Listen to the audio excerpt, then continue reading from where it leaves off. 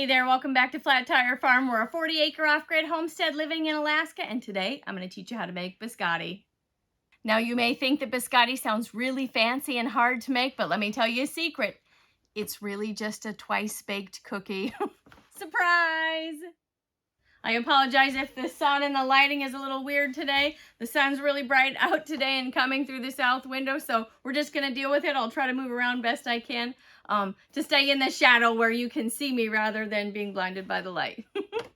I'm going to show you a really simple biscotti recipe that you can alter for whatever flavor variation you're looking for. Today I'll show you 4 different variations that we like, but keep in mind you can add whatever you want, just like you'd add whatever you want to a cookie. Okay, first we're going to start with the flour. We need 4 cups of flour. If you want to use fancy flour, you go ahead, but I'm just going to use regular all-purpose flour. We need 1.5 teaspoons of baking powder. We're going to use 2/3 cup of sugar, and if you didn't know, biscotti is a little bit less sweet than your traditional cookie. Okay, we're just going to mix up those dry ingredients so that they're all kind of combined. Nothing too fancy. And now we'll get the wet ingredients in there. We need 4 eggs. And I'm going to save the eggshells, wash them and dry them out, and grind them up for my chickens. It's a good calcium replacement, one I don't have to buy at the store. And I grind them up so that the chickens don't see eggs as food. They just see the tiny little eggshell dust. Okay, we've got 4 eggs in there. I started with 5 eggs because one we're going to use for an egg wash later. Now we need 2 teaspoons of vanilla. This is clearly not a vanilla bottle. It's just what I put my vanilla in when I make it. 1, 2. All right, next we need 3 tablespoons of honey. I buy this honey in bulk. It's unfiltered raw honey, and it's a little crystallized, so it'll be a little clumpy, but it'll cook up just the same. 1, 2. That's a big one. Okay, there we go. 3. Okay, let me wash my hands. I'll be right back. Okay, our last ingredient for our biscotti base dough is some oil. You can use some sunflower oil, olive oil, plain old vegetable oil, whatever kind of oil you want, but you need 2/3 cup of it. There's 1. If I was making all of this to be one flavor and lemon, I'd even use this lemon infused olive oil that I made. It makes really great lemon flavored things for cooking. But anyways, we need 1 more third of a cup. Oh, look at that, just enough. There we go. Okay, now we got to mix it up till it looks like cookie dough.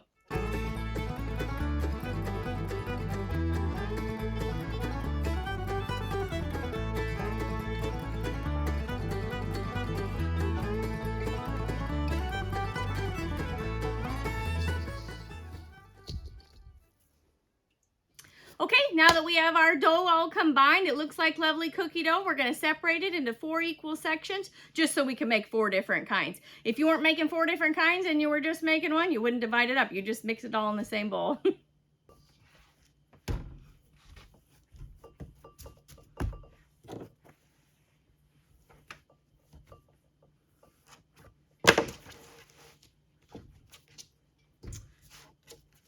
Okay, here's our first flavor. This is probably my favorite flavor. I don't know what Mr. Reeves is, but we just are going to add some anise seed to this. Lots of biscotti has that tiny bit of licorice flavor, and that's what's in there is that anise seed. So for this amount of dough, I'm probably going to add maybe a tablespoon of anise. We'll see what it looks like when it gets in there. Well, maybe I'm going to do 1.5 tablespoons. All right, then we're just going to mix it up.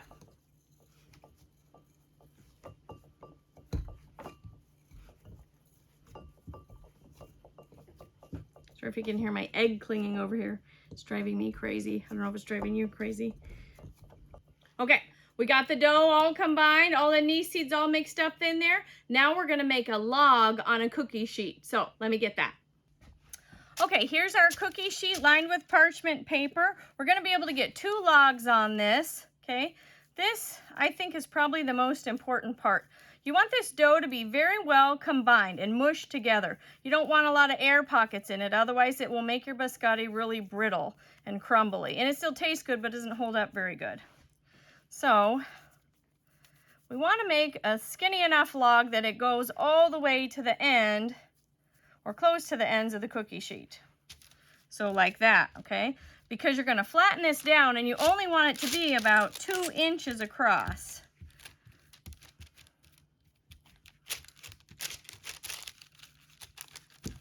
And I kind of square up the ends a little bit, otherwise you're going to end up with a weird shaped one. Okay. It looks pretty uniform and good to me. Let's get the next flavor going. Okay, this next one might sound a little weird to you, but it's one of our favorites. And if it is weird for you, I'll give you a variation that is a little more common for people. So this is a preserved lemon and lavender biscotti. Now we preserve lemons so that we don't have to go to the store and buy fresh lemons all the time because, well, we live in Alaska and lemons don't grow here. So I preserve lemons. That's what they look like. They're lacto-fermented. And we're just going to take a tablespoon of this paste. So basically, I take them out of there and I puree them up. Okay, we like a lot of lemons, so a tablespoon of preserved lemon is going to go in there, and probably a teaspoon and a half of lavender. Now, lavender is pretty strong of a flavor, so we're not going to put too much in there. And then over time, as the biscotti sits, if it does sit for very long, it will the lavender will infuse into the biscotti and have more and more of a flavor. And actually, the anise will do that also. Now, if you are not a preserved lemon lavender weirdo like I am, then what you might do instead is zest half of a lemon for this size recipe and put poppy seeds in it. Maybe I'd put, I might put even a whole tablespoon of poppy seeds in this, and maybe just a touch of almond extract, and that would be really good to do a lemon poppy seed one. But this is lemon lavender. It does make the dough a little bit more wet, you know, because we added a little bit of moisture from the preserved lemon puree, but that's okay. It cooks down just the same. All right, we got it all mixed up in there. Get that out of the way. Okay, and again, we make a log out of it.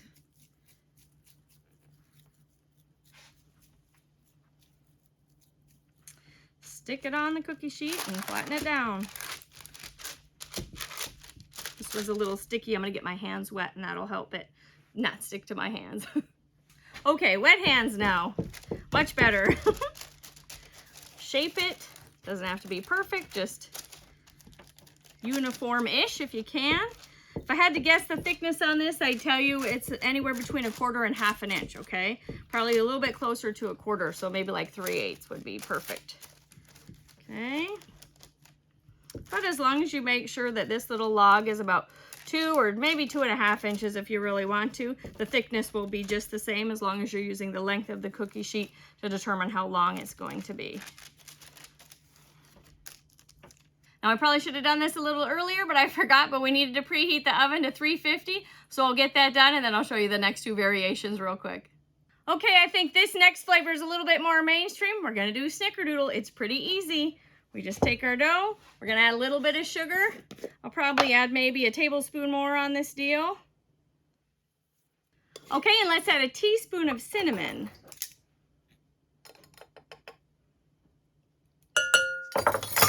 We'll mix it up and see what we think.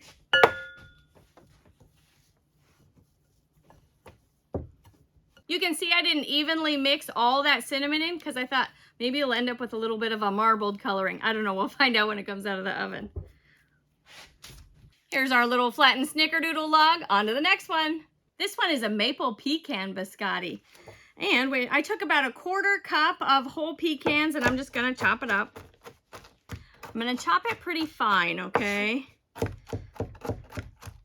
So I find when there's big chunks of nuts, like if you put whole almonds in it, when I go to cut the biscotti, it doesn't cut right, and I don't like that, so I chop it up small. Okay. There's our 1/4 cup of chopped pecans. Okay, now we're gonna add the flavoring.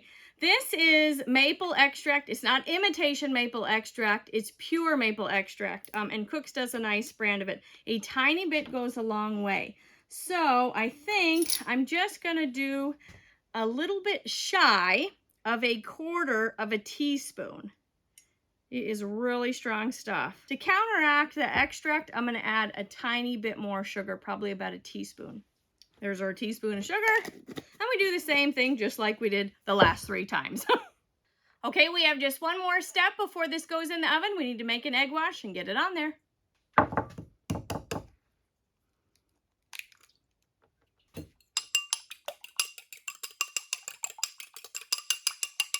I'm just going to use this chip brush. If you have a regular basting brush or whatever in your house, you can use that. I bought these chip brushes for I bought like 100 of them in a box. Don't let me lie to you. And I got them for super cheap, so I use them for cooking. And when they get kind of yucky, like, you know how you use things for oil, like your little brushes for oil, and then they're just yucky, then I can just throw it away when it gets too gross. And I don't have to worry about buying a whole nother brush for $6 or $7, because this was way less than $1. I think they were like 19 cents or something crazy like that. Anyways, we're just washing the egg wash, coating it all the way around, all the sides, everything. Now the egg wash is going to give it a really shiny, beautiful coating in the end after it's cooked. And also I find that the biscotti seems to just have a better texture with the egg wash on it. It's almost like it holds it down and keeps it tight while it's cooking so that it doesn't get too airy and crumbly. So maybe I'm wrong, but that's why I always use the egg wash. Okay, now these are going to go into the oven. Our oven is nice and preheated to 350. Because these are pretty thin, because we squished them down pretty good, I'm going to cook them for 25 minutes. If they were a little bit thicker, or maybe I was doing a bigger batch with bigger logs, I'd cook it for 30 minutes. So I'll see you back in 25 minutes for the next step.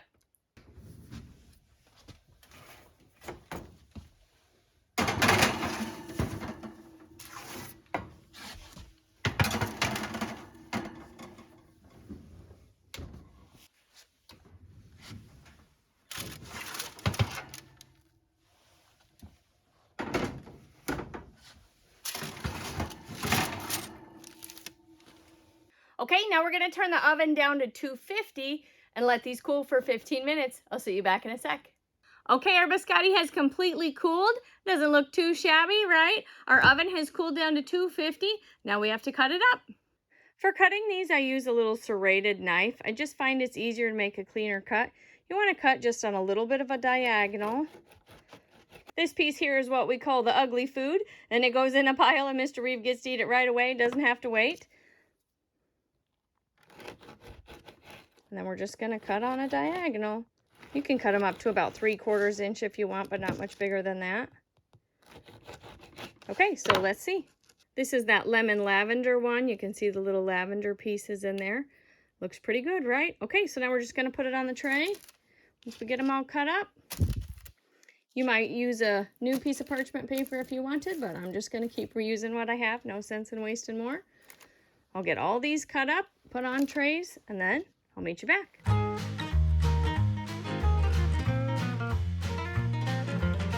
Okay, now that all these are cut up, we're going to put them in the oven at 250 for 10 minutes. Then, after 10 minutes, we're going to flip them over, stick them back in there for 10 more minutes. Okay, it's time to flip these over. Here's that little Snickerdoodle one. You can see that the little ribbons of cinnamon were through it. That turned out okay. Mr. Reeve already tasted the maple pecan one, and he says that it definitely needs more maple. So if you were going to make the maple one, maybe double what we put in there. Okay, back for the next 10 minutes.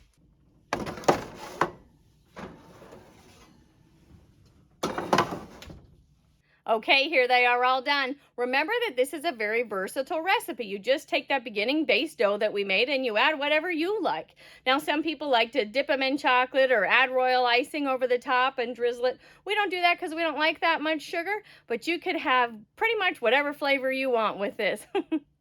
I put that base dough recipe in the description below for you. Thanks for watching. We'll catch you on the next video, guys.